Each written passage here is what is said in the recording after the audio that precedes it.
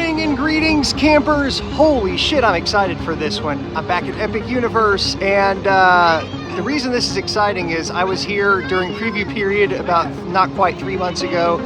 Had a great time, did just about everything except Battle at the Ministry, which is now open with a standby line. But here's the big thing.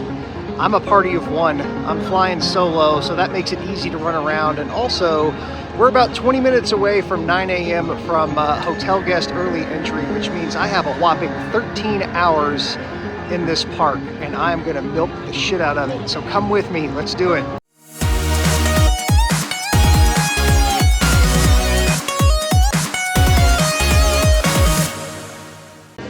The crowds for early entry are crazy, all the hotel guests. So this is just rush hour. It's gonna be bad no matter what. But this is just one half of the park, trying to get into Mario and Dark Universe.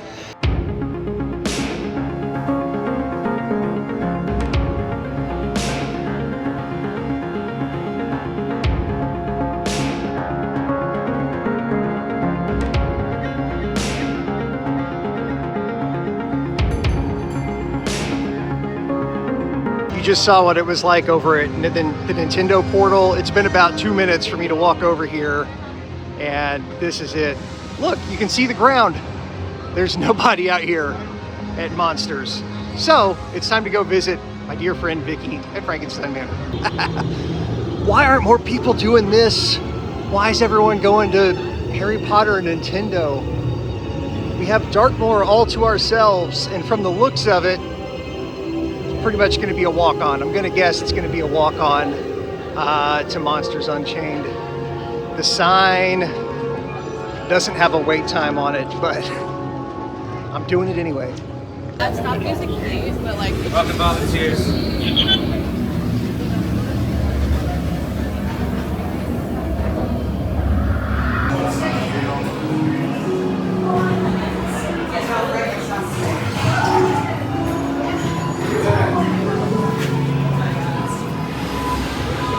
Yes. Empty. We're walking straight on this thing. But you will see.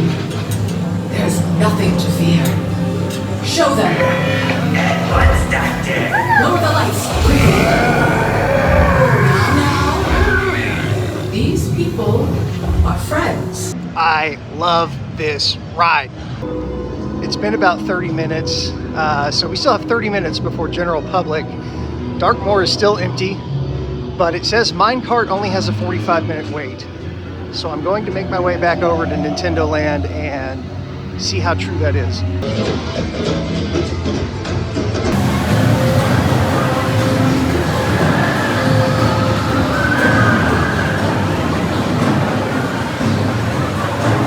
It says 60 minutes. I'm gonna take a stab at single rider because this may be my best bet for today, for minecart anyway.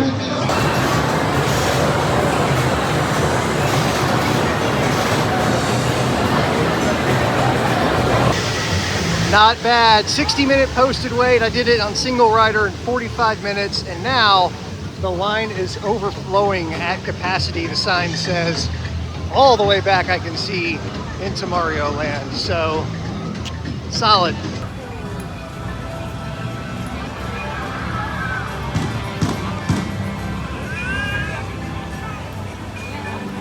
I find myself a bit parched from the 2 waits in line. And one thing that I didn't hit on my first visit was Celis Tiki, the Tiki Bar right here in Celestial Park. So I don't think 10:30 in the morning is too early for a cocktail. Not on a vacation, right? My Celis Tiki Marg. Cons, they don't let you add a floater to it. They claim that it comes pretty strong, but I'm always leery of any pre-mixed or frozen drink, especially at a theme park being strong. However, this one tastes pretty good. I wouldn't say it tastes strong per se, but the frozen consistency is good, and they give you this extra wide bubble tea straw, which helps slurp up a frozen drink when you're giving yourself brain freeze this early in the morning.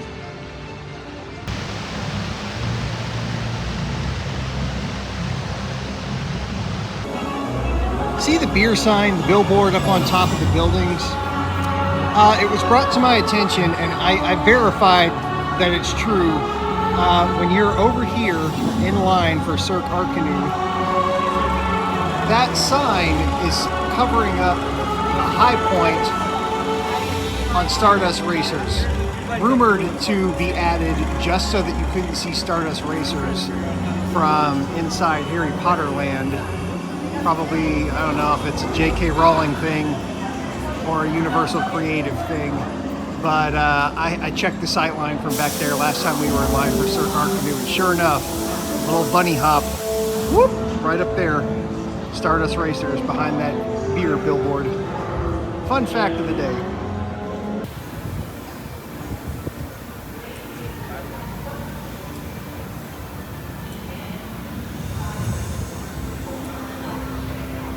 Jake, of course you're going to ride Stardust Racers while you're there, aren't you? Well, no, because it says it's a 100-minute wait, and as soon as I walked in front of the entrance a second ago, I could hear them saying that it's now on delay.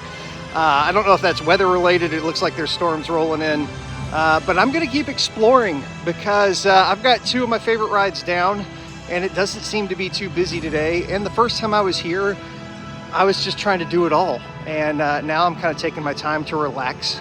And I explored Paris, and now I think I'm gonna go explore How to Train Your Dragon Land a little bit more.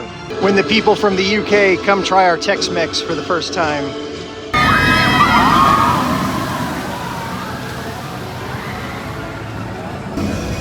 This is the queue for Fire Drill, which is not that big a ride or that big of a queue, and it says it's a 110-minute wait, which is, there's no way, there's absolutely no way in hell that's 110 minutes, which makes me wonder, is it down? Did they have a hiccup? No pun intended. And it slowed stuff down, or are they inflating wait times to disperse traffic throughout the park? Because Wing Gliders also said 110 minutes, Battle at the Ministry said 150 minutes, and Ministry, I can see that. I don't think that's exaggerated, but these other ones, I really wonder.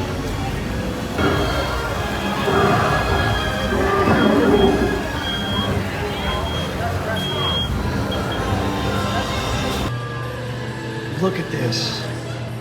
I have Mead Hall all to myself and this one other family, two other families I let in. Dragon's Milk. Amazing.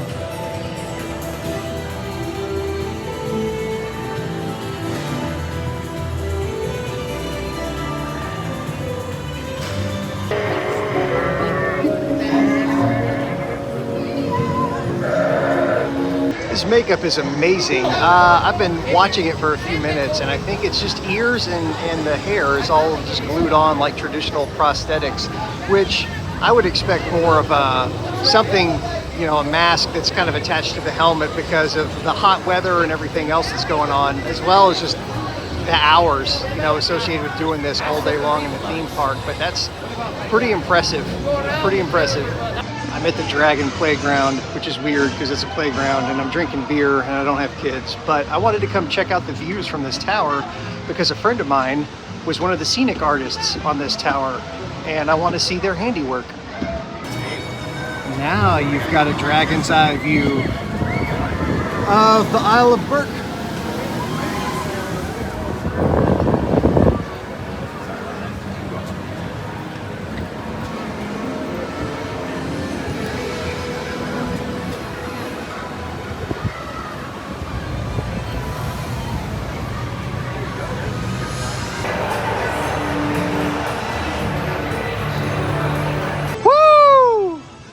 That's a good coaster. There's been a lot of debate, but I still like Velocicoaster better. Stardust is slightly more uncomfortable, and the bunny hops and you get a lower speed, so there's a little more like rough G-forces, whereas Velocicoaster has you glued to the seat the entire time.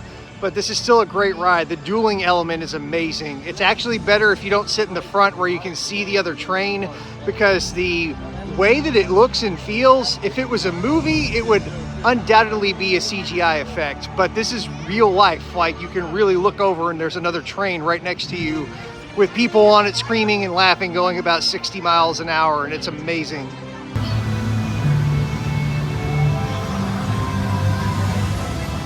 Blue Dragon Pan Asian. Wow, that was a really good lunch. I'm putting that on par with Atlantic, where I ate last time. As far as the two table service fancy pants restaurants, I think they're pretty close to equals. I had the peanut shrimp noodles, and it was amazing.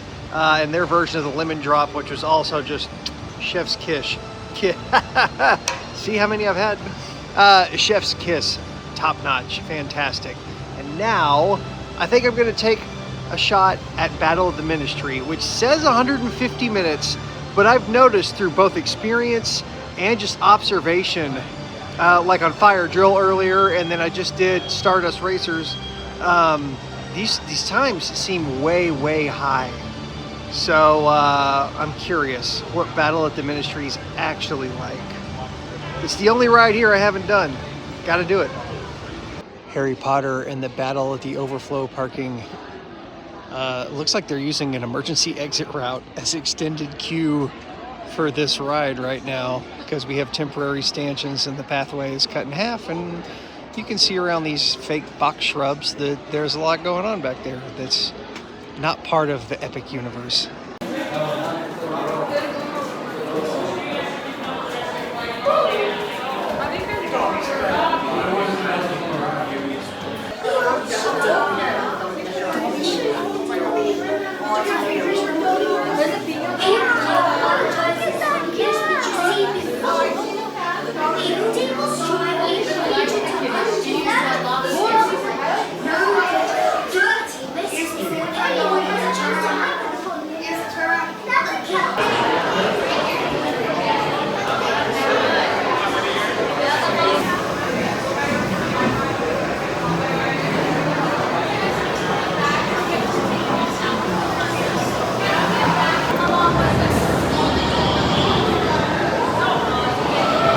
Harry Potter and the Battle of the Ministry. Wow, there's 2.5 hours that are gone.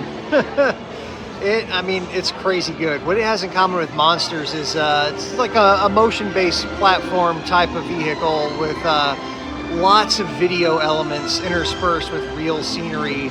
But the video technology now, as far as the parallax movement in relation to the vehicle, has gotten so incredibly good.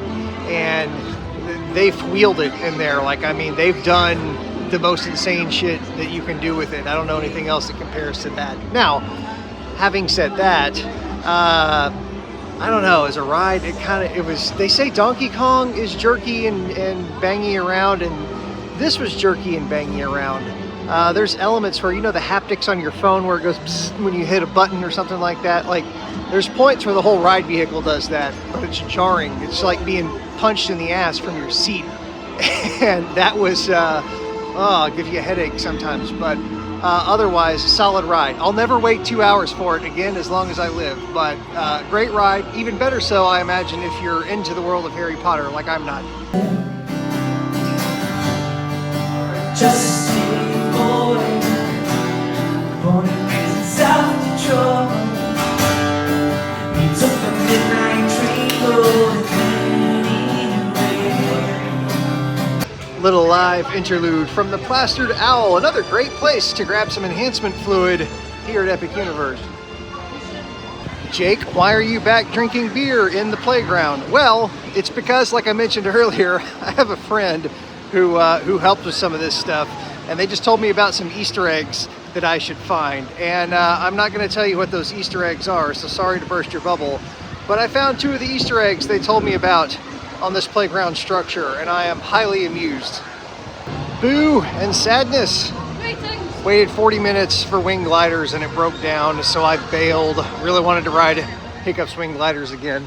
But it's starting to get dark, and obviously there's only one way to close the park down, so you know where I'm headed. Dramatic establishing shot.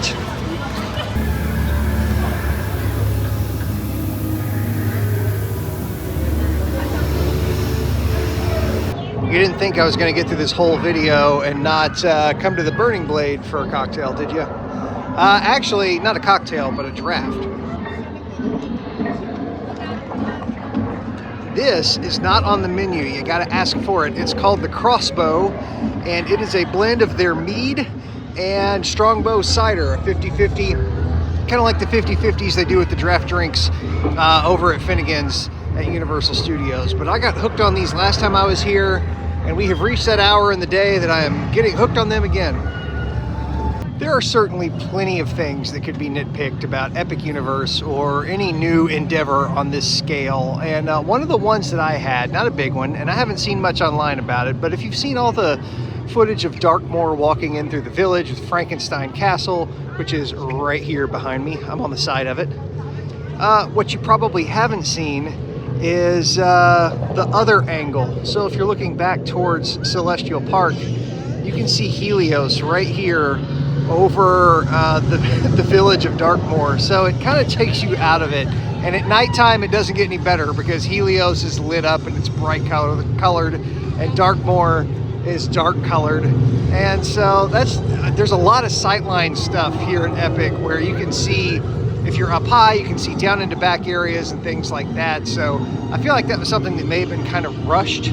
But on the whole, it's a great park. There's a lot of stuff that they did really, really well. Curse of the Werewolf, right here. Is it coming? Where's it coming? Oh, then it'll come by in a second. Whoa! Curse of the Werewolf. Another ride, fantastic theme, fantastic queue, fantastic loading area. The ride itself kind of fell short though.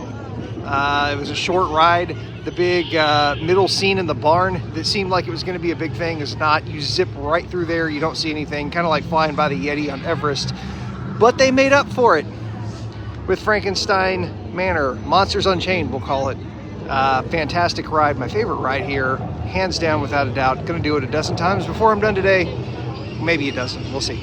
Something else that feels a little rushed are these light poles. I like the design, but I mean, they could have done at least some touch-up paint on the Halex conduit clamps and made sure the cables weren't gonna pop out up top.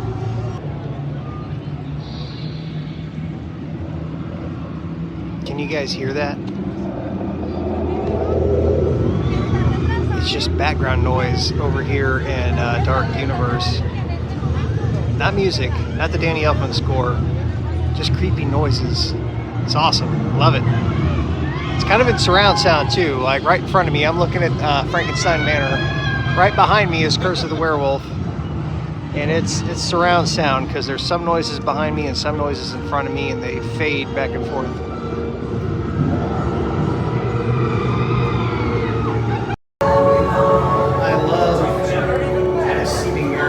I don't get starstruck often, but I'm starstruck right now.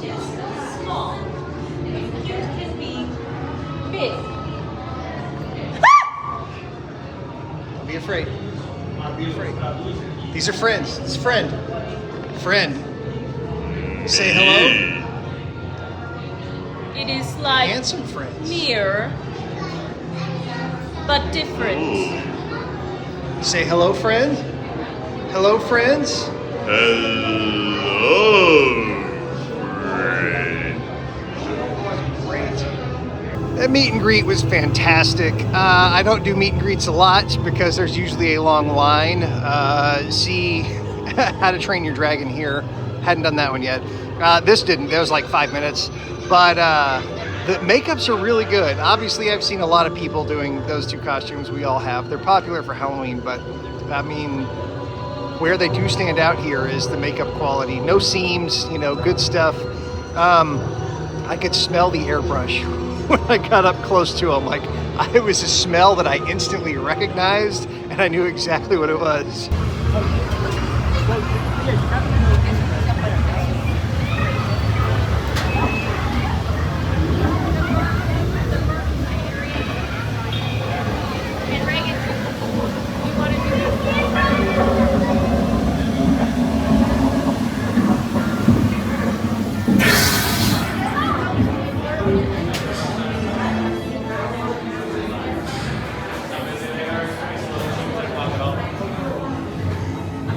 I'm being a creeper. I found a dark corner table to enjoy my crossbow. Of course it's going to be another crossbow.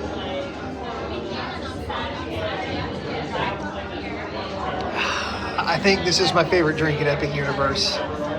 This is the charred loaded potato at the Burning Blade Tavern.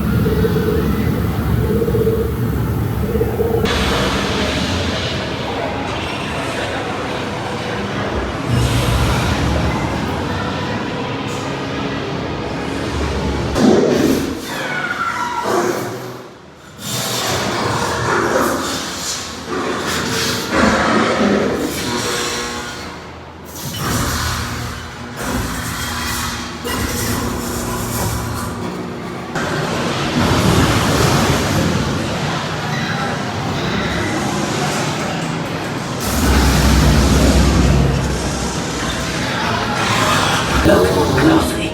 This is a catacombs navigation unit. All you little labyrinth and your little labyrinth, get the right one. Use it, equals steals, nothing goes wrong. Yes?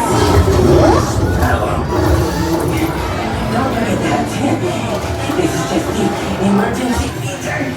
After this demonstration, if you are experiencing any of the following: heart conditions or abnormal blood pressure, neck, or similar physical conditions, unexpected mother, prone to motion sickness or dizziness, medical sensitivity to stroke effects, medical sensitivity to fog effects, recovering from recent surgery, or have any other condition that may be aggravated by this route. Oh, my heart is happy. I just did Monsters Unchained 1, 2, 3, 4, 5 times in a row. Pretty much walk on. The first couple times there was a short wait. I had to get off and walk all the way around. But the last 3 times, I still had to get out of the vehicle, but I got to get off the dock, go right through the family child swap room and right back on. So I can't complain. But the weather feels nice. It's cool, like it might rain, and it is after closing, so we're gonna make our way to the front. It feels like there's a storm a-brewing. It's windy and it's kind of sprinkling and it's cloudy, and I don't know what the weather forecast is, but it is the perfect ambiance weather-wise to complement walking out of Darkmoor, which I am doing exactly right now. Across the line. And there it is.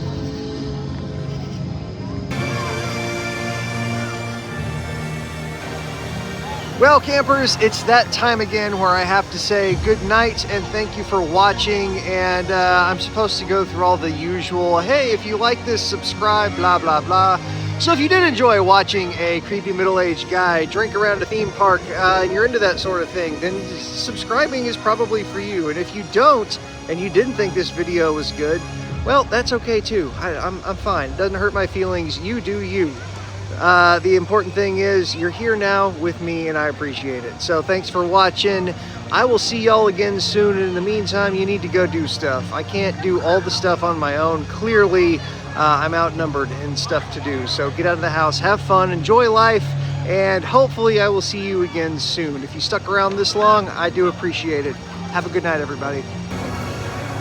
I'm talking over the outro music, and next to the Tower of the Kronos you can see the suggested videos I put there on purpose. It's not a coincidence. Good night.